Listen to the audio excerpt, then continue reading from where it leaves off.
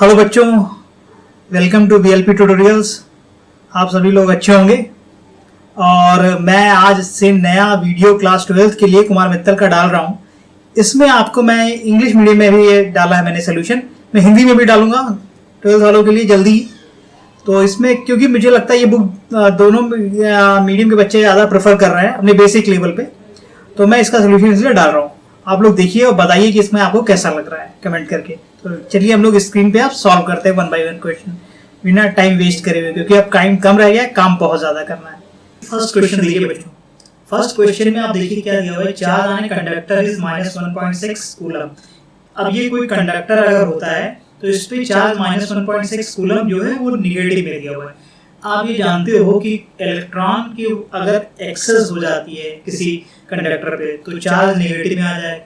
Electron और proton बराबर रहते हैं, चार्ज नहीं आएगा, न्यूट्रल रहेगा। प्रोटॉन अगर एक्सेस में हो गया तो पॉजिटिव चार्ज आ गया।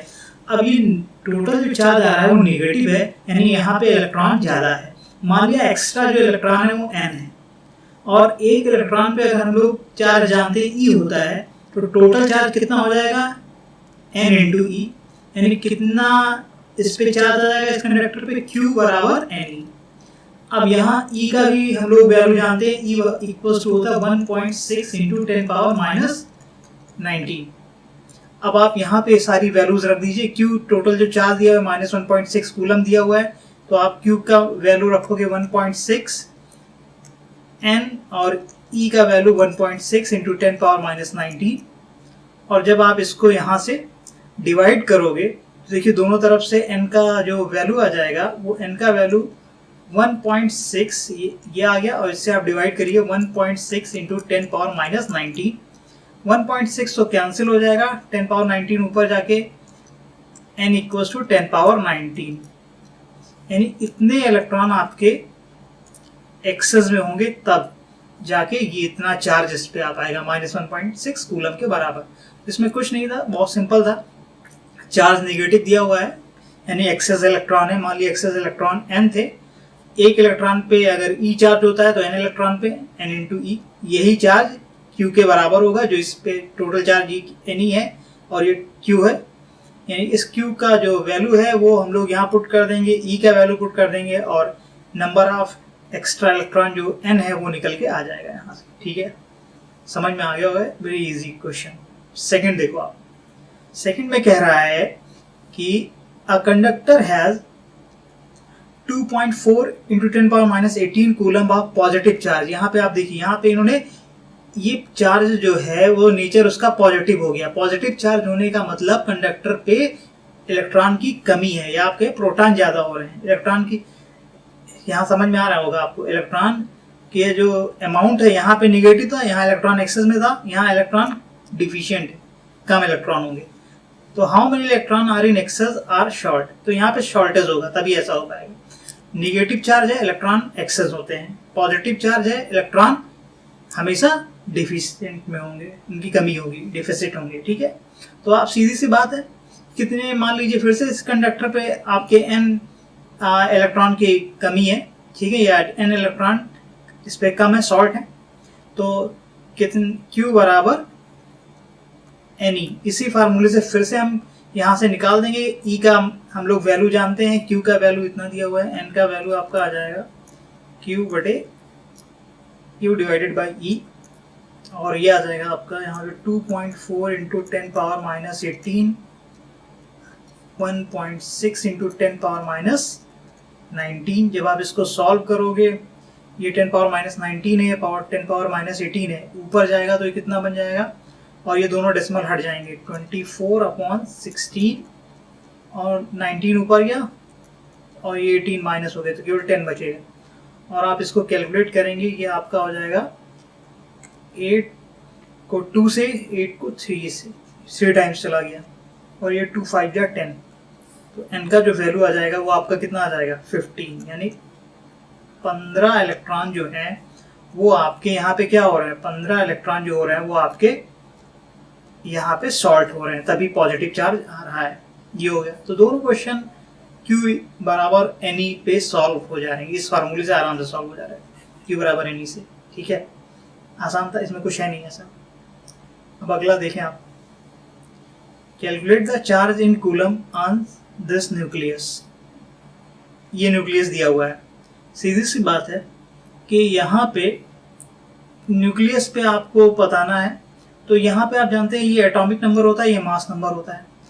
एटॉमिक नंबर जो होता है 7, यहाँ पे यही नंबर आप प्रोटॉन्स हो जाएंगे न्यूक्लियस में। जितना एटॉमिक नंबर होता है, भाई न्यूक्लियस में आपको चार्ज बताना है, तो जो एटॉमिक नंबर रहता है वही आपको क्या बता देता है, प्रोटॉन की काउंटिंग। तो कितने प्रोटॉन है, 7 प्रोटॉन। तो 7 प्रोटॉन है, मान लीजिए n = 7 प्रोटॉन आ रहा है। तो 7 प्रोटॉन पे जितना चार्ज होगा, भाई न्यूक्लियस में अगर खाली प्रोटॉन रहते हैं ना, प्रोटॉन प्रोटॉन प्रोटॉन, तो 7 प्रोटॉन है। तो न्यूक्लियस पे चार्ज पूछा है, 7 प्रोटॉन है, तो 7 प्रोटॉन पे जितना चार्ज होगा उतना ही टोटल न्यूक्लियस पे चार्ज आ जाएगा। तो फिर से Q बराबर 1 प्रोटॉन पे जो चार्ज होता है वो E के बराबर होता है। फिर से यही फार्मूला आप लगा दीजिए, और यहाँ से आप देखेंगे N 7 है और ये आपका E 1.6 × 10⁻⁻19 कूलम है, और ये आप इसको कैलकुलेट करेंगे 11.2 10⁻⁻19 कूलम आ जाएगा ये चार्ज, जो न्यूक्लियस पे चार्ज आ गया आपका। ये भी सिंपल क्वेश्चन था, कुछ है नहीं इसमें। देखिए बहुत बेसिक्स क्वेश्चन है सारे। अगर आप फार्मूला तीनों क्वेश्चन शुरुआत के Q बराबर NE से ही सॉल्व हो गए आपके, थोड़ा सा दिमाग लगाएंगे हो जाएगा आसानी से। आगे बढ़े हम लोग 4th क्वेश्चन में। देखिए आपका क्या दिया हुआ है। 4th क्वेश्चन में आपका दिया हुआ है यहाँ पे dielectric constant of water. Dielectric constant of water 81 है। Find absolute permittivity of water. तो यहाँ पे आप पहला एक फॉर्मूला यहाँ पे देखिए कि अगर हम लोग डाइइलेक्ट्रिक कांस्टेंट निकालते हैं तो डाइइलेक्ट्रिक कांस्टेंट के किस तरीके से निकलता है। के मैं यहाँ कलर चेंज करता हूँ, कंफ्यूजन ना रहे सोल्यूशन में, कलर चेंज करता रहूँगा, है ना। अब देखिए डाइइलेक्ट्रिक कांस्टेंट जो के होता है वो होता है जिस उस मीडियम का परमिटिविटी एप्सिलॉन नॉट, और ये वैक्यूम का परमिटिविटी। ये मीडियम का एब्सोल्यूट परमिटिविटी होता है। यहाँ पे मीडियम क्या है, वाटर। तो ये यहाँ पे हम लोग लिख सकते हैं ER किसी मीडियम का absolute permittivity K × epsilon not. यानी अगर किसी मीडियम का एब्सोल्यूट परमिटिविटी आपको फाइंड आउट करना है तो उस मीडियम के डाइइलेक्ट्रिक कांस्टेंट को किससे मल्टीप्लाई कर दीजिए, एयर के डाइइलेक्ट्रिक एयर की परमिटिविटी से यहाँ मल्टीप्लाई आप कर दीजिए, ठीक है। ये एयर की परमिटिविटी होती है, ये आपके वैक्यूम की परमिटिविटी होती है। एयर और वैक्यूम लगभग बराबर होते हैं, इसलिए हम कुछ भी बोल सकते हैं। तो किसी मीडियम का डाइइलेक्ट्रिक कांस्टेंट के जो है, अगर उसको एयर की परमिटिविटी से या वैक्यूम की परमिटिविटी से मल्टीप्लाई कर दिया जाता है तो हमें उस मीडियम का परमिटिविटी निकल के आ जाता है। ये डाइइलेक्ट्रिक कांस्टेंट है के। तो यहाँ वाटर का परमिटिविटी कितना हो जाएगा, आप देखें कि हम लोग जो एयर का होता है या वैक्यूम का होता है एप्सिलॉन नॉट, उसकी वैल्यू होती है 8.85 × 10⁻⁻12। ये इतना होता है आपका, ठीक है, इसका वैल्यू। अब इसको यहाँ पे हम लोग यहाँ पे रख देते हैं। ये के आपका कितना दिया हुआ है, 81 दिया हुआ है। 81 × 8.85 × 10⁻⁻12। अब आप इसको अगर मल्टीप्लाई करेंगे तो आप देखिए रिजल्ट जो आ जाएगा वो आपका यहाँ से क्या आ रहा है, मैं आपको बताऊं। ये रिजल्ट लगभग मैं कैलकुलेशन कर लेता हूँ आपका कैलकुलेटर में। कैलकुलेटर से इसका कैलकुलेशन कितना आ जाएगा, ये आएगा आपका 7.16.85 10⁻⁻12। और आप आंसर आपको देखिए ये दे रहा है, तो हम जो डेसिमल यहाँ पे क्या करते हैं आगे बढ़ा देते हैं, तो ये आ जाएगा 7.1685 10⁻⁻10। डेसिमल के 2 प्लेस तक हमको आंसर निकालना है, तो 6 के बाद 8 है, हम इस 6 क्या लिख सकते हैं, नियरली 7.17 10⁻⁻10। ये आंसर आपका आ जाएगा। ये 5th क्वेश्चन को समझाने के लिए बच्चे पहले तो आप अल्फा पार्टिकल समझो। अल्फा पार्टिकल क्या होता है, हीलियम का न्यूक्लियस होता है, ठीक है ना। तो यहाँ पे हम कहते हैं He, ये क्या होता है, अल्फा पार्टिकल हीलियम का न्यूक्लियस, यानी यहाँ से इसको हम लोग इस तरीके से डिनोट करते हैं He++, ठीक। इन 2 इलेक्ट्रॉन स्पेस जो थे यहाँ पे वो निकल के आ गए, यहाँ पे बाहर निकल गए हैं। तो हीलियम का न्यूक्लियस केवल बचा, यानी इसके अंदर 2 प्रोटॉन होते हैं और 2 न्यूट्रॉन होते हैं। सीधी सी बात ये। तो इसका मास नंबर जो रहता है वो क्या रहता है, मास नंबर रहता है इसका 4, 2 प्रोटॉन और 2 न्यूट्रॉन, और एटॉमिक नंबर आप कह सकते हैं समझने के लिए 2 होता है, यानी केवल 2 प्रोटॉन होते हैं, इस पे 2 पॉजिटिव चार्ज होता है अल्फा न्यूक्लियस, अल्फा पार्टिकल पे।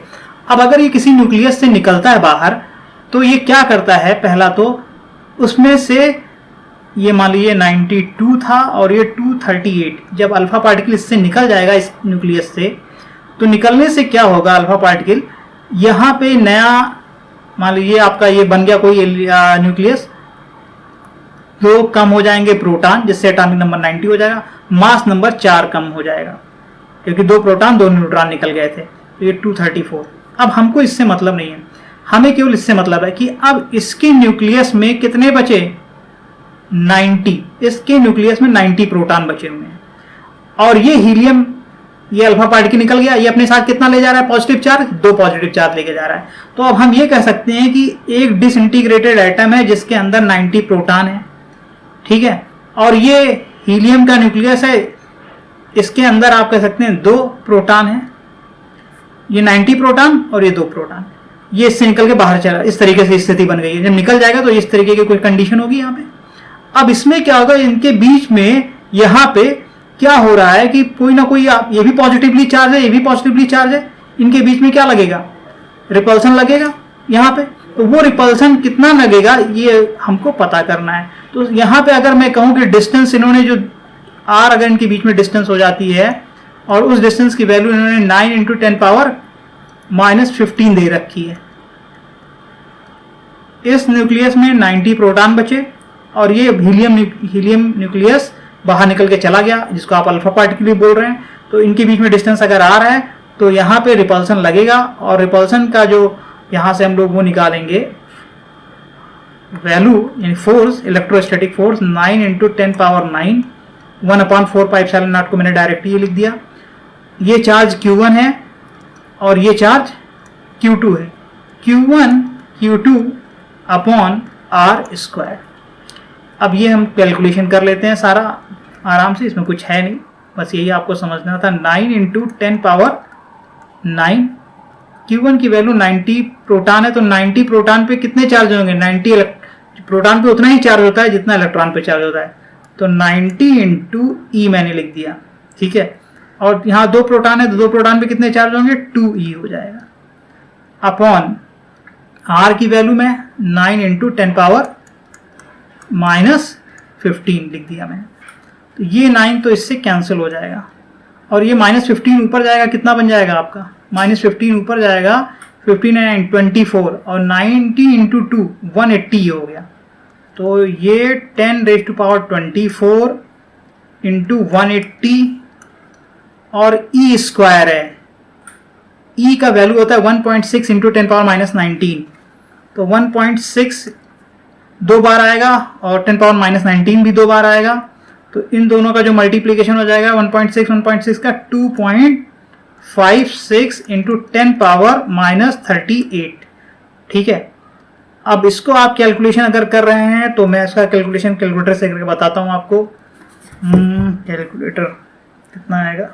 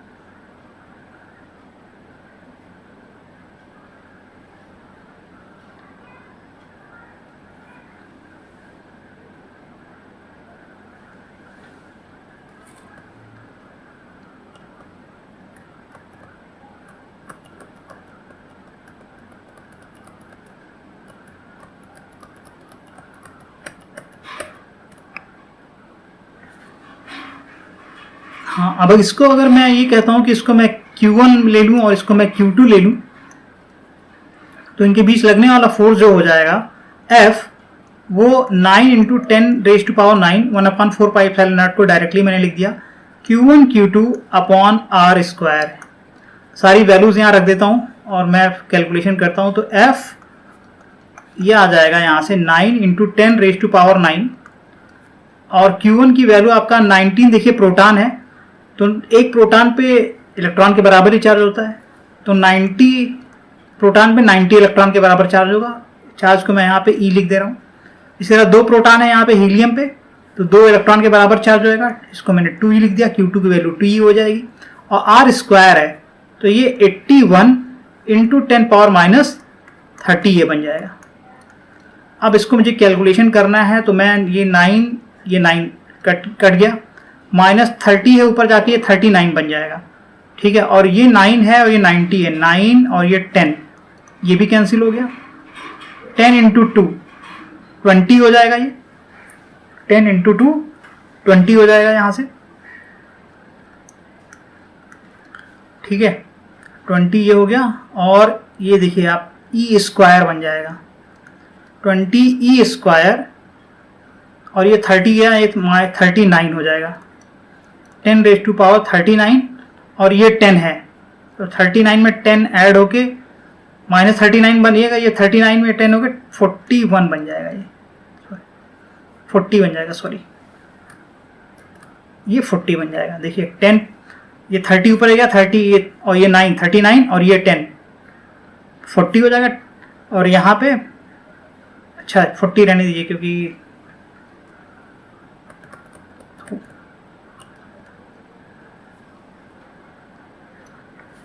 टेन हो गया। अब ये हम कह सकते हो 10 इंटू 2 20 हो गया, ये E स्क्वायर और 30 और ये 9 ये 10⁻39 ये बन गया। अब आप वैल्यूज E स्क्वायर में 1.6 होता है, 1.6 2 बार आएगा मल्टीप्लाई हो गए, तो यहाँ पे आप लिख देंगे 20 इंटू 2.56 और 10⁻⁻19 2 बार मल्टीप्लाई होगा तो 10⁻⁻38 और ये 10⁻39 और यहाँ से ये आ जाएगा आपका, इसको आप करेंगे देखिए ये 12 हो जाएगा 512, तो आप डायरेक्टली 51.2 लिख सकते हैं इसको क्योंकि एक डेसिमल शिफ्ट हो जाएगा और ये आपका 10 बचेगा और डायरेक्टली ये 512 न्यूटन आ जाएगा जब आप इसको सॉल्व करेंगे। तो यहाँ से ये वैल्यू आ गई आपकी 512 न्यूटन, ठीक है। तो ये आ गया 5th क्वेश्चन। ये क्वेश्चन नंबर 6 देखिए क्या है इसमें आपका दिया है how far apart the 2 electron be if the force between them equals the weight of an electron. यानी अगर 2 इलेक्ट्रॉन के बीच में कोई मान लीजिए r दूरी है, मैं आपको यहाँ पे समझा रहा हूँ इस तरह लिख के, मान लीजिए ये इलेक्ट्रॉन है और ये दूसरा इलेक्ट्रॉन है, ये दोनों r डिस्टेंस पे रखे हुए हैं, ठीक है। ये डिस्टेंस r है इनके बीच, तो ये डिस्टेंस अगर r है तो इनके बीच में जो लगने वाला इलेक्ट्रोमैग्नेटिक फोर्स होगा वो इलेक्ट्रोमैग्नेटिक फोर्स आपका कितना हो जाएगा, यहाँ से F बराबर 1/4πε0 ये होता है हमारा Q1 Q2 upon R square, ये होता है फार्मूला। अब यहाँ पे देखिए आपका जो दिया गया है Q1 का वैल्यू भी E है, Q2 का वैल्यू भी E है और यहाँ पे आप ये जानते हैं ये 9 इंटू 10⁻9 होता है। अब इस फोर्स की जो वैल्यू दी गई है वो इलेक्ट्रॉन के वेट के बराबर है। तो अगर इलेक्ट्रॉन मान लीजिए यहाँ पे मैं आपको समझाने के लिए ये कह रहा हूँ कि F बराबर अगर किसी ऑब्जेक्ट का वेट m होता है तो उसका वेट mg हो जाता है, ठीक है, ये वेट हो जाता है। और ये वेट की जो वैल्यू दी हुई है यहाँ पे, इसको वेट की वैल्यू w ये mg है, F बराबर mg कह रहा है ना कि फोर्स की वैल्यू जो है वेट के बराबर है, ठीक है। अब यहां से हमें क्या मिल जाएगा, यहां से हम ये कह सकते हैं कि आप ये देखो कि आपके पास यहां से आ जाएगा F की वैल्यू मैं यहां पे रख दूं और इसकी वैल्यू 9 इंटू 10⁻9 रख देता हूं, तो F की जगह पे mg आ गया और इसकी जगह पे 1.4πε0 की जगह पे 9 इंटू 10⁻9 मैंने रख दिया और Q1 और Q2 की जगह पे मैं क्या रख सकता हूं, E स्क्वायर हो जाएगा, E यहाँ पे रखूंगा और ये R स्क्वायर को मैं ऐसे ही रहने देता हूँ, ठीक है। हमें डिस्टेंस पता करनी है कि इनके बीच में डिस्टेंस कितनी, हाउ फार अपार्ट। आर की वैल्यू पता करनी है, तो आर स्क्वायर की वैल्यू यहां से हो जाएगी 9 into 10⁻⁹ E square upon M G. और आर की वैल्यू यहां से आप देखोगे तो अंडर रूट कितनी आ जाएगी, यहां से आप थोड़ा सा और हम लोग ऊपर कर रहा हूं मैं इसे, ये आर की वैल्यू यहां से आपकी कितनी हो जाएगी 9 into 10⁻⁹ E square upon M G. ये हो गया। अब हम लोग ये कर सकते हैं कि पहले m की जगह पे पहले आप देखिए फार्मूला तो यही बनेगा, ये हमारा एक फार्मूला बन गया, हम ये कह सकते हैं ये हमारा एक फार्मूला तैयार हो गया है यहां से, ठीक है। ये फार्मूला हम लोग यूज करेंगे। कैसे यूज करना है, ये डिस्टेंस निकालने के लिए जो उसने कहा था वो हमने किया और यहां से फार्मूला तैयार हो गया। अब हमें m की जगह पे एक बार किसका वेट रखना है, इलेक्ट्रॉन। m की जगह पे इलेक्ट्रॉन का वेट m बराबर कितना होता है, m इलेक्ट्रॉन होता है 9.0 इंटू 10⁻⁻31 kg, 10⁻31 kg ये होता है इलेक्ट्रॉन का वेट। और g बराबर हम लोग 9.8 ले लेंगे। जब इस तरह यहाँ पे वैल्यूज हम सबकी रखेंगे तो डिस्टेंस जो आएगी इलेक्ट्रॉन के बीच में r, ये आप देखें कितना आ जाएगा। यहाँ पे एक कैलकुलेशन है थोड़ा सा, लेकिन कोई दिक्कत नहीं है, हो जाएगा कैलकुलेशन। 9 इंटू 10⁻⁹ ये बन गया। और आप फिर ये कह सकते हो कि ये ई स्क्वायर की वैल्यू आप जानते हैं यहाँ से 1.6, अभी मैं इसको बाद में रखूंगा, ये ई अभी ऐसे रहने दीजिए आप, ई स्क्वायर। और m की वैल्यू आप रख दीजिए 9 इंटू 10⁻⁻31 और ये आ जाएगा आपका 9.8 जी का वैल्यू। अब यहाँ से आप देखिए सभी ये 9 तो कैंसिल हो गया, 31 ऊपर जाएगा, 9 और 31 मिलके 40 हो जाएंगे, है ना। तो आपका ये थोड़ा सा इजी फॉर्म में आ जाएगा। और सा कौन सा, यहाँ से आप देखें ये आ जाएगा आपका 10⁻40, ये 31 ऊपर चला गया इंटू ई स्क्वायर और ये 9.8। अब 10⁻50 का जब रूट बाहर निकालेंगे तो आर की वैल्यू आप देखिए कितनी आ जाएगी, यहाँ से 10⁻20 ये आएगा, ई बाहर निकल के ये आ जाएगा, ठीक है ना। और यहाँ से रूट 9.8 की वैल्यू मैंने यहाँ पे आपको अगर मैं निकाल लेता हूँ यहाँ पे, तो यह आपका आ जाएगा 3.13 के करीब आ जाएगा, है ना। मैंने कैलकुलेटर में अगर कैलकुलेट करता हूँ 3.13 आ रहा है। तो ये 10⁻20 आपका ये हो गया। ई का वैल्यू आप रख दीजिए 1.6 इंटू 10⁻⁻19 और ये आपका 9.8 3.13। जब आप 10⁻20 और 10⁻19 ये बचेगा 10 और 10 और 1.6 को जब आप डिवाइड करोगे 3.1 तो ये लगभग आएगा 0.5, 3.13 से 1.111 और ये आपका 20 और 19 से ये 10 बन जाएगा। और आप यहाँ 10 है, एक डेसिमल शिफ्ट हो जाएगा 5.1111 और इसको हम 2 प्लेस तक अगर लिखें तो 5.11 मीटर आ जाएगा, ये डिस्टेंस आ जाएगी, ठीक है ना। यहाँ से तो इतने मीटर पे अगर हमारा इलेक्ट्रॉन रखा हो ये हमको पता चल जाएगा। अब इसी फार्मूले में वो देखिए, अब क्वेश्चन में कह रहा है कि अगर प्रोटॉन होता तो प्रोटॉन में देखिए क्या कोई दिक्कत नहीं थी, केवल आपका वेट चेंज होता। यहाँ इसी फार्मूले में देखिए प्रोटॉन हो जाता, प्रोटॉन पे जो चार्ज होता है वो तो ई ही रहेगा, दोनों इस पे भी ई रहेगा इस पे भी रहेगा। इस फार्मूले में जो हमने बनाया है यहाँ पे m की जगह अब हमें क्या लेना पड़ेगा, मास ऑफ प्रोटॉन। तो मास ऑफ प्रोटॉन आपका जो हो जाएगा वो हो जाएगा 1.7 इंटू 10⁻⁻27 ये हो जाएगा। और यहाँ पे जब आप इसको r को पुट, ये सारी इसी फार्मूले में सब कुछ पुट करोगे क्योंकि केवल m चेंज है, बाकी सब कुछ सेम है। तो r की जो वैल्यू आएगी, यहाँ मैं कलर चेंज कर लेता हूँ थोड़ा, r की वैल्यू जो आ जाएगी, एक तो आपका यहाँ से देखें 9 इंटू 10⁻9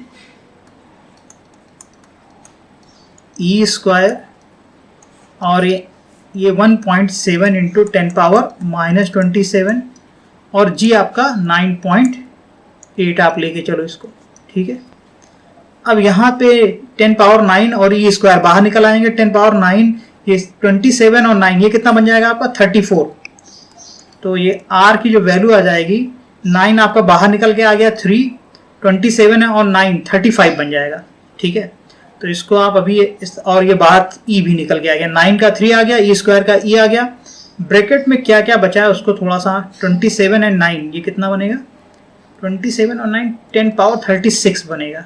हाँ ठीक है, अब इसको भी हमें थोड़ा कैलकुलेशन करना है 1.7 और ये 9.8 ये कितना आ जाएगा 10 पावर 36 का बाहर निकल के 10 पावर 18 बाहर आ जाएगा।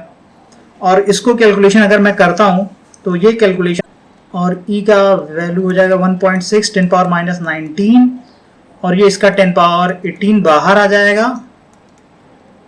ठीक है, थोड़ा सा और यहाँ से इन दोनों का जो मल्टीप्लिकेशन होगा 16.66 होगा और उसका रूट अगर मैं निकाल रहा हूँ तो ये आ रहा है आपका निकाल के 4.081। ठीक है ना, 4.081 ये निकल के आ रहा है आपका। और यहाँ से अगर मैं इसको डिवाइड कर रहा हूँ तो ये आपकी वैल्यू जो आ जाएगी आप देखें इसको कैलकुलेट करके 0.117 मीटर आ जाएगी। सारा कैलकुलेशन आपका जब आएगा तो आप इसको सॉल्व करेंगे तो ये आपका आराम से आ जाएगा 0.117 मीटर ये निकल के आ जाएगा यहाँ से। ठीक है, तो इसमें कुछ नहीं करना था, पहले हमने जो कहा कंडीशन दो चार्ज जो रैम के बीच में लगने वाला जो फोर्स हो जाएगा वो ये हो जाएगा। और इस फोर्स की जो वैल्यू दी है वेट के बराबर दी हुई है। वेट आपका mg होता है, mg इसको मैंने इसके बराबर कर दिया और यहाँ से r का जो फॉर्मूला बन के आ गया ये आ गया। अब एक बार m की जगह किसका मास हम रख देंगे, प्रोटॉन का, एक बार इलेक्ट्रॉन का, तो दोनों डिस्टेंस निकल के आ जाएंगे। जो चार्ज रहेगा दोनों पे इलेक्ट्रॉन या प्रोटॉन वो सेम ही रहेगा, e के इक्वल रहेगा। ठीक है, और इस तरीके से r इसके लिए भी कैलकुलेट हो जाएगा और r इसके लिए भी कैलकुलेट हो जाएगा, प्रोटॉन के लिए भी। तो ये 6 क्वेश्चन। चलिए नेक्स्ट क्वेश्चन करते हैं। अब 7th क्वेश्चन में देखिए क्या है। 7th में आपको ये दिया हुआ है 2 positive charge distance 0.1 metre apart repel each other with a force of 18 newton. 2 positive charge हैं जिनके बीच में डिस्टेंस 0.1 मीटर दिया हुआ है और इनका आपस में एक दूसरे को 18 न्यूटन से रिपल कर रहे हैं। ठीक है, if the sum of the charges be 9 microcoulomb then calculate their separate values. हाँ, तो चलिए अब इसको सॉल्व करते हैं। इसमें मान लीजिए चार्ज जो दिया हुआ है पहला जो चार्ज है उसको मैं कैपिटल Q लेता हूँ Q1, इसकी वैल्यू Q1 माइक्रोकूलम है क्योंकि दोनों यहाँ पे कूलम में चार्ज हमको लेना पड़ेगा माइक्रोकूलम में, क्योंकि इनका सम माइक्रोकूलम में दिया है। तो मान लीजिए एक पहला चार्ज Q1 माइक्रोकूलम है, यानी इसको कूलम में अगर कन्वर्ट करूंगा मैं तो Q1 इंटू 10 पावर -6 कूलम आ जाएगा। इसी तरह दूसरा जो चार्ज है Q2 वो मान लीजिए Q2 माइक्रोकूलम है, इसको मैं जब मैं कन्वर्ट करूंगा तो ये कितना आ जाएगा Q2 इंटू 10 पावर -6 कूलम ये आ जाएगा। ठीक है, अब आप देखें अगर यहाँ पे तो क्वेश्चन में जो सम दिया हुआ है चार्जेस का वो माइक्रोकूलम में दिया हुआ है, तो मैं ये कह सकता हूँ कि ये इन दोनों का एडिशन जो आएगा Q1 प्लस Q2 का जो, तो यहाँ पे मैं डायरेक्टली इसको लिख सकता हूँ कि Q1 Q2 का जो सम आएगा वो आपका आ जाएगा Q1 प्लस Q2 ये 9, क्योंकि ये दोनों माइक्रोकूलम में है। तो एक तो इक्वेशन देखिए आपके हमारे पास ये आ गई।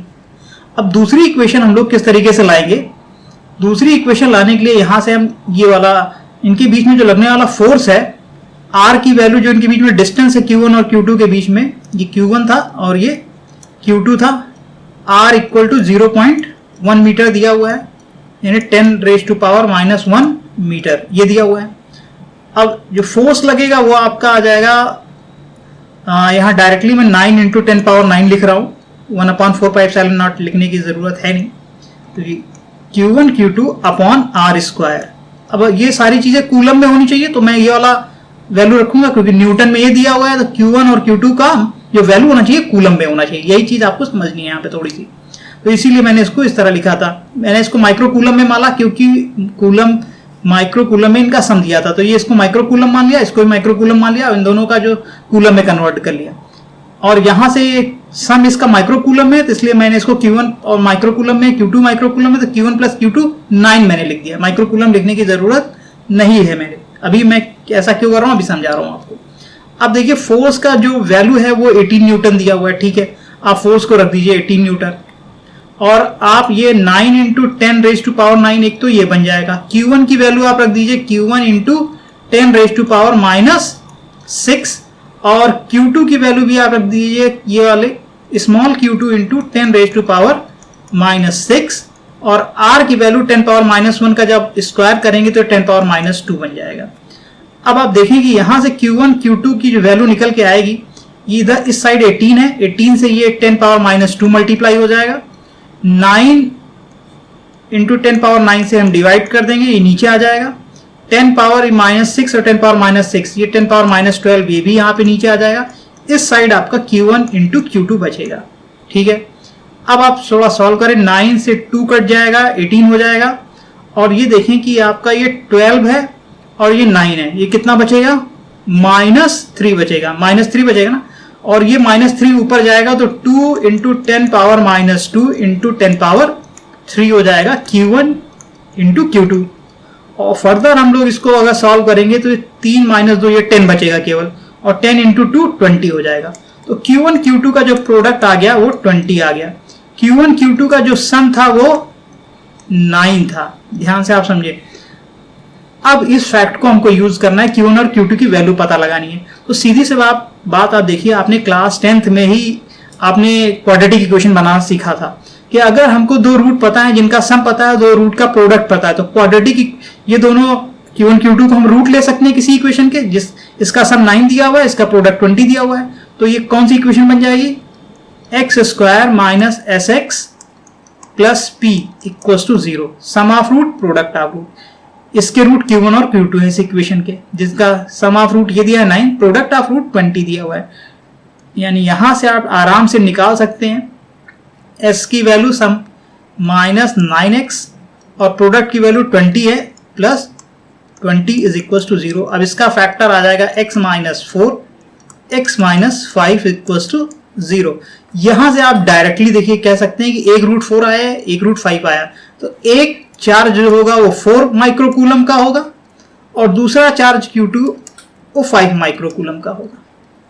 ये आसानी से निकल के आपका आ गया। क्वेश्चन नंबर 8 में देखिए क्या दिया हुआ है, the distance between two negatively charge dust particle is 1 millimetre. ठीक है, यानी दो नेगेटिव चार्ज पार्टिकल, इनके बीच में डिस्टेंस 1 मिलीमीटर है। They repel each other with a force of this 4, इतना न्यूटन के फोर्स से रिपेल कर रहे हैं। ठीक है, तो मैं आपको ये कहूं कि अगर मैं एक चार्ज को Q1 ले लेता हूं तो दूसरे चार्ज को Q2 ले लेता हूं, और इनके बीच के डिस्टेंस जो कि यहाँ पे R को 1 मिलीमीटर दिया गया है, इसको मीटर में कन्वर्ट करेंगे तो ये 10 raise to power 1 into 10 power -3 metre में हो जाएगा। मीटर में कन्वर्ट करना पड़ेगा क्योंकि फोर्स न्यूटन में है सब।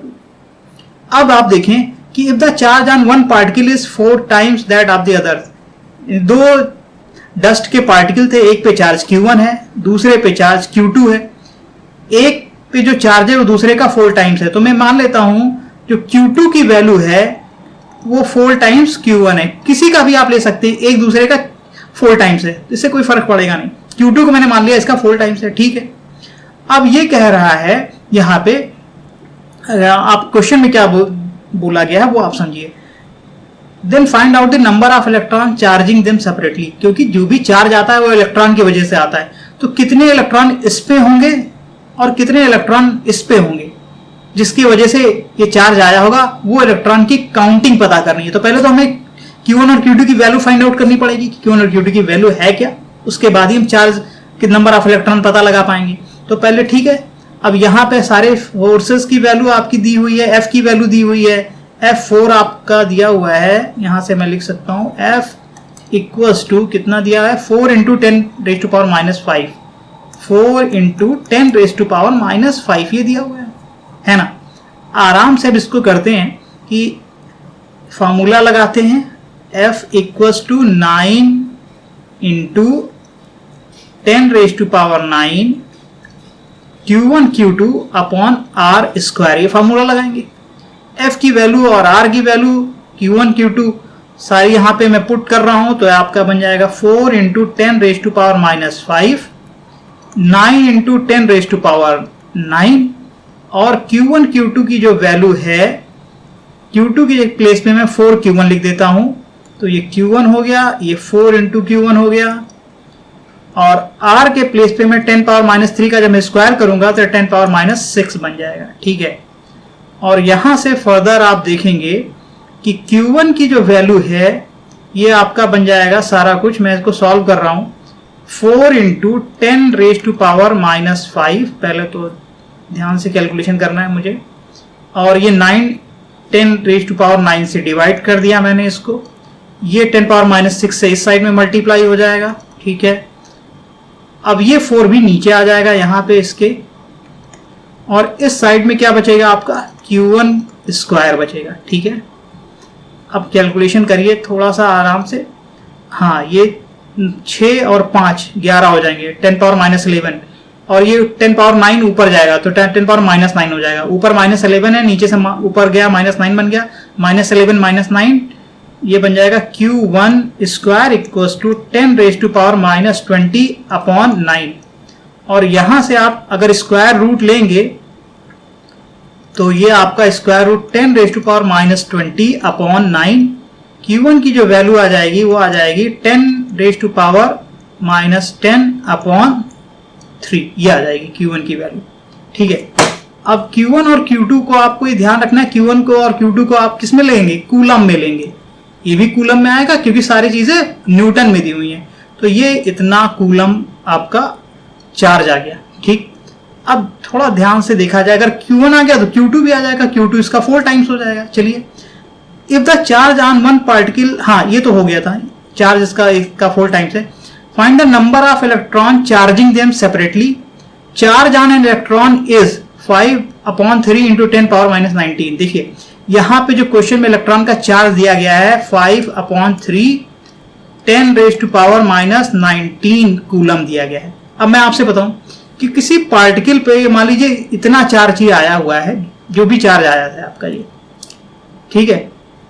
यहाँ पे जो चार्ज जो आता है वो इलेक्ट्रॉन अगर एक्सेस में हो जाते हैं तो निगेटिव आ जाता है, इलेक्ट्रॉन अगर आपके कम हो जाते हैं तो पॉजिटिव आ जाता है चार्ज। तो यहाँ पे मैं कह सकता हूं कि अगर मान लीजिए यहाँ पे इलेक्ट्रॉन जो जिसकी वजह से चार्ज आ रहा है वो n इलेक्ट्रॉन है, तो टोटल चार्ज कितना हो जाएगा, n ही हो जाएगा। यह इस पे Q1 चार्ज आया है और मान लीजिए इस पे n इलेक्ट्रॉन है, तो चार्ज की वैल्यू n ही हो जाएगी, यानी Q1 की वैल्यू ne हो जाएगी। अब नंबर ऑफ Q की वैल्यू आप यहां रख दीजिए 10 पावर माइनस 10 अपॉन 3, n की वैल्यू आपको निकालनी है कितने इलेक्ट्रॉन एक्सेस में है या कमी है, इससे हमें कोई मतलब नहीं है। नंबर ऑफ इलेक्ट्रॉन n या तो ज्यादा होंगे या कम होंगे, आप केवल फार्मूला लगाइए, हमें काउंटिंग करनी है। ये हमें पता ही नहीं कि इसका नेचर क्या है, निगेटिवली चार्ज, हाँ निगेटिवली चार्ज है तो एक्सेस ही होंगे, ठीक है। अब ये 5/3 इंटू 10 पावर माइनस 19 ये आप रख लीजिए। यहां से आप 3 देखिए दोनों तरफ से कैंसिल हो जाएगा। 10 पावर n की वैल्यू आपकी कितनी आ जाएगी, 10 पावर माइनस 10, यहां से आपका 5 और ये 10 पावर माइनस 19, ये ऊपर जाएगा तो n 19 पॉजिटिव हो जाएगा, तो 10 पावर 9 अपॉन 5। मैं क्या करता हूं 10 इंटू 10 पावर 9 लिख देता हूं, 10 पावर 8 लिख देता हूं इसको, ठीक है। ये 10 पावर 8 बन गया अपॉन 5 ये 2 हो गया, तो n की जो वैल्यू आ गई 2 इंटू 10 पावर 8, इतने इलेक्ट्रॉन एक्सेस होंगे तब इस पे इतना चार्ज आएगा Q1 पे। और Q2 पे कितना इलेक्ट्रॉन एक्सेस होंगे, Q1 का ये 4 टाइम्स है, Q2 जो है वो Q1 का कितना है 4 टाइम्स है।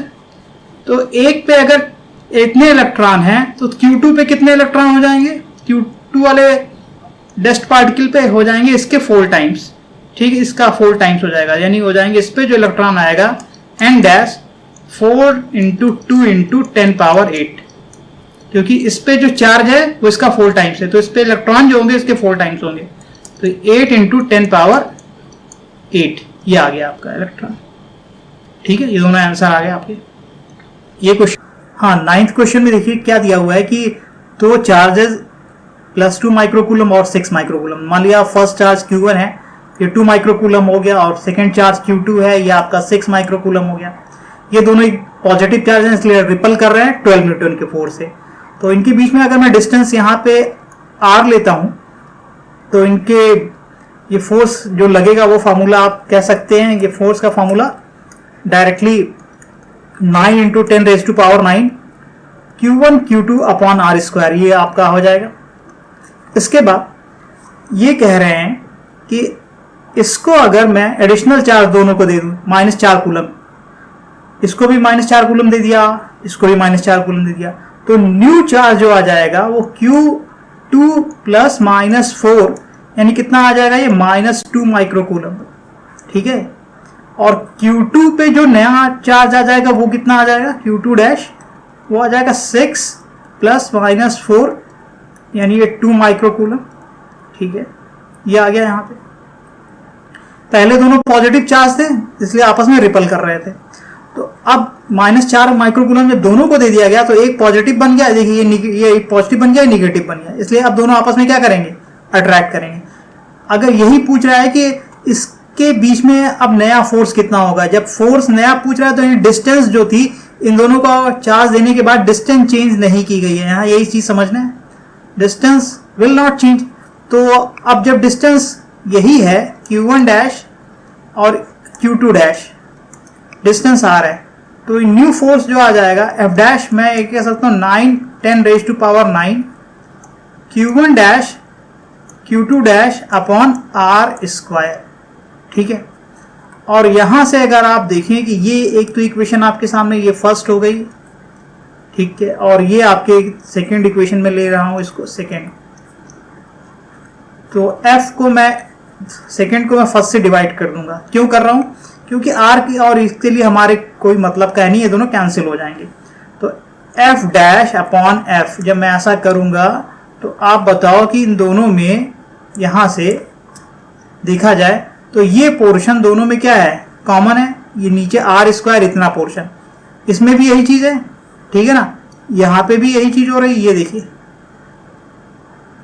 ये दोनों जब डिवाइड करेंगे आप तो ये दोनों से कैंसिल हो जाएंगे, F dash upon F, second को मैंने फर्स्ट से डिवाइड किया है, तो यहां पे जो आपका बचेगा Q1 डैश Q2 डैश, और इससे कितना बचेगा, Q1 और Q1 एंड Q2।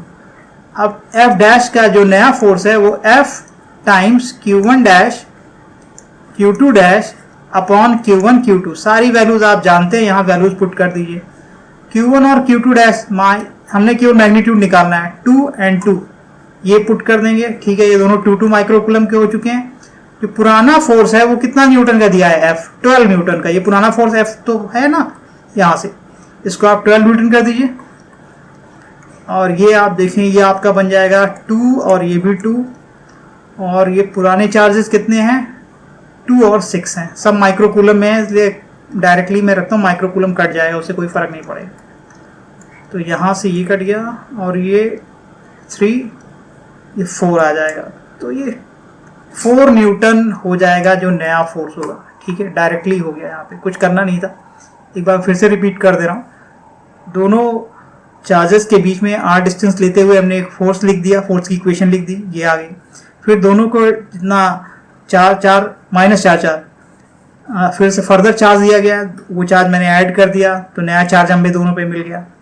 फिर से इनके बीच में डिस्टेंस वही है, फिर से नई फोर्स की इक्वेशन लिख दी, और फिर नए फोर्स की इक्वेशन से ओल्ड फोर्स, पुराने वाले फोर्स की इक्वेशन थी उसको मैंने डिवाइड कर दिया, और ये इक्वेशन यहाँ से न्यू फोर्स की वैल्यू 4 न्यूटन पता चल जाएगी आपको, ठीक है। ये हो गया 9th क्वेश्चन। अब चलिए 10th करते हैं। 10th क्वेश्चन समझते हैं।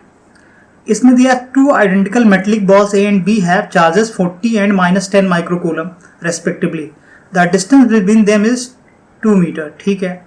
व्हाट इज द मैग्नीट्यूड, इसमें देखिए कई सारे क्वेश्चन पूछे गए हैं, 2-3 क्वेश्चन है, एक तो ये है, फिर ये है, और फिर ये है। हाँ, तो पहले मेटेलिक बॉल्स हैं, इन पे चार्जेस दिए हुए हैं 10 and -10 माइक्रोकूलम, दोनों माइक्रोकूलम में चार्जेस हैं। तो एक Q1 में लिख लेता हूँ यहाँ पे 40 माइक्रोकूलम, और Q2 को मैं लिख लेता हूँ -10 माइक्रोकूलम, ठीक है। डिस्टेंस इनके बीच में 2 मीटर दिया हुआ है, तो R की वैल्यू हो जाएगी 2 मीटर, मैं डायरेक्ट लिख दे रहा हूँ। Q1 और Q2, देखिए सबसे चीज़ जो इम्पोर्टेंट होती ये है कि हमेशा आप थोड़ा सा फिगर अगर बनाते रहोगे ना बेटे, तो चीज़ें अपने आप थोड़ी सी आसान लगती हैं। इनके बीच में डिस्टेंस R मैं मान के चल रहा हूँ, ठीक है, ये R डिस्टेंस पे है ये। What is the magnitude and type of force acting between them. No doubt कि दोनों अपोजिट चार्ज हैं तो इनके बीच में अट्रैक्शन का फोर्स लगेगा, ये तो कहने की जरूरत है ही नहीं, एक पॉजिटिव एक निगेटिव है। अब वैल्यू आप मैग्नीट्यूड पूछा तो वैल्यू भी आप डायरेक्टली निकाल सकते हो, यहाँ से फार्मूला लगाओ आंसर आ जाएगा, इसमें तो कुछ है नहीं। 9 10 raise to power 9 Q1 Q2 upon R square, यहाँ से डायरेक्टली आप निकाल सकते हैं। एक 9 10 रेज टू पावर 9, यह आपका Q1 हो गया 40 इंटू 10 पावर माइनस 6, क्योंकि कूलम में रखना होगा चार्जेस को। Q2 माइनस 10 नहीं रखेंगे, डायरेक्टली 10 रखते हैं, क्योंकि हमें पता है ये तो केवल नेचर बताता है अट्रैक्शन का है या रिपल्सन का होगा। 10 into 10 raise to power minus 6, और R की वैल्यू 2 मीटर है तो इसका स्क्वायर 4 हो जाएगा। और डायरेक्टली अगर आप इसे कैंसिल कर रहे हैं तो 10 power minus 6 10 power minus 6 10 power minus 12 और 9 ये है आपका 9 और ये वाला 10, तो ये बन जाएगा। और यहाँ से आप इसको कट कर दीजिए, ये 40 ये 10 हो गया। तो देखें आप ना, एक 10 यहाँ से एक 10 यहाँ से, 10 स्क्वायर होगा और ये 9 10 पावर 11 हो गया, 10 पावर 11 ये हो गया। और यहाँ से आप लिख सकते हैं 9 10 की पावर 11 और 10 की पावर माइनस 12, 10 9 और ये देखिए हमारे पास जो 10 में 9 ये यहाँ से 10 मिला, यहाँ से 10 मिला, 10 पावर 2 हो गया, ये 9 10 पावर 11 हो गया और ये 10 पावर माइनस 12, तो 10 पावर माइनस 1 बचेगा। यानी आप डायरेक्टली लिख सकते हैं जो फोर्स की वैल्यू आ जाएगी F, वो आ जाएगी यहाँ से कितनी आपकी 0.9 न्यूटन आ जाएगी डायरेक्टली। ठीक है, 10 पावर माइनस 1 को 0.9 न्यूटन ये लिख दिया हमने, ये फोर्स की वैल्यू आ गई यहाँ से, इसमें कुछ आराम से। अब सेकेंड पार्ट देखिए, सेकेंड पार्ट क्या बोल रहा है ये, they are touch to each other and again separated by a distance of 2 metre from each other. अब ये चीज़ आपको समझनी होगी, अगर जब दो चार्जेस आपस में टच किए जाते हैं, ठीक है ना, सेकेंड पार्ट में कर रहा हूँ, सेकेंड पार्ट, ये तो फर्स्ट पार्ट का था निकल गया, सेकेंड पार्ट देखिए, जब टच करा जाएगा तो नो डाउट कि आपस में मेटेलिक बॉल आइडेंटिकल हैं, तो इन पे जो चार्जेस होंगे वो सेम आ जाएंगे। तो पहला तो आप ये देखिए कि जब Q1 और Q2 आपस में टच किए जाएंगे तो टोटल जो चार्ज बनेगा वो कितना बनेगा, Q1 प्लस Q2 की जो वैल्यू आ जाएगी 40 माइनस 10, यानी ये आपका 30 माइक्रोकूलम टोटल चार्ज बनेगा। पहला जब टच करा जाएगा तो 30 माइक्रोकूलम टोटल चार्ज इनमें है। अब जब इनको अलग किया जाएगा टच कराने के बाद, तो दोनों का साइज सेम है, इसलिए दोनों सेम मेटल के, दोनों सेम साइज के हैं। ठीक है, आपस में टच करा दिया गया है तो सिमेट्री से दोनों पे सेम चार्ज आएंगे। दोनों का टोटल जो चार्ज है वो 30 कूलम का, 30 माइक्रोकूलम का है। तो इस पे नया जो चार्ज आएगा Q1 डैश वो 15 माइक्रोकूलम का, और इस पे भी जो Q2 है इस पे जो नया चार्ज आएगा वो भी 15 माइक्रोकूलम का आएगा। ये आपको समझ में आना चाहिए। सिमेट्री से हम कह सकते हैं कि दोनों का शेप सेम है, दोनों मेटल सेम है। जब इनको टच कराएं, हमने टोटल पहले चार्ज निकाला, टोटल चार्ज कितना था 30 माइक्रोकूलम। ठीक है, तो चार्ज को हम लोग क्रिएट और डिस्ट्रॉय तो कर नहीं सकते, तो बाद में भी चार्जेस क्या होने चाहिए भाई। ये पहले तो बिना टच कराए रखे हुए थे, अलग अलग इनको चार्ज दिया गया था, 30 माइक्रोकूलम का आया था, एक पे 40 आया, का -10 आया, तो टोटल चार्ज इनिशियली कितना था 30 माइक्रोकूलम, तो बाद में भी कितना होना चाहिए 30 माइक्रोकूलम। लेकिन अब वो 30 माइक्रोकूलम इस तरह होना चाहिए कि दोनों का नेचर सेम होना चाहिए, क्योंकि दोनों को टच करा दिया गया है। तो इस पे भी 15 माइक्रोकूलम पॉजिटिव चार्ज आएगा और ये भी 15 माइक्रोकूलम पॉजिटिव चार्ज आएगा। अब नया फोर्स जो इनके बीच में लगेगा वो हम लोग निकाल देते हैं। डिस्टेंस अगेन 2 ही मीटर रखी गई है, तो इस फार्मूले में फिर से हमारा जो नया फोर्स का फार्मूला आ जाएगा 9 into 10 raise to power 9 Q1 dash Q2 dash upon R square. F की जो वैल्यू आएगी, ये F डैश की वैल्यू यहाँ से आ जाएगी आपकी 9 इंटू 10 पावर 9, ये तो ऐसे ही रहने दीजिए आप। ये 15 into 10 power minus 6 into 15 into 10 power minus 6, और R की वैल्यू 2 है, यहाँ पे भी R इज 2, सेम उतने ही डिस्टेंस पे रखे हुए हैं Q1 और Q2 डैश, तो ये 4 हो जाएंगे। Q1 डैश और Q2 डैश, इनके बीच में डिस्टेंस R बराबर 2 ही ली गई है। ठीक है, ये चीज़ ठीक है।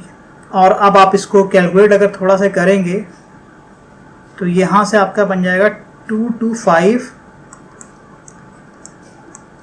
इंटू 9/4 ये बन जाएगा। और यहाँ से ये आपका बन जाएगा -12 10⁻³ बन जाएगा। ये 12 ये बन गया और 9 ये 10⁻³।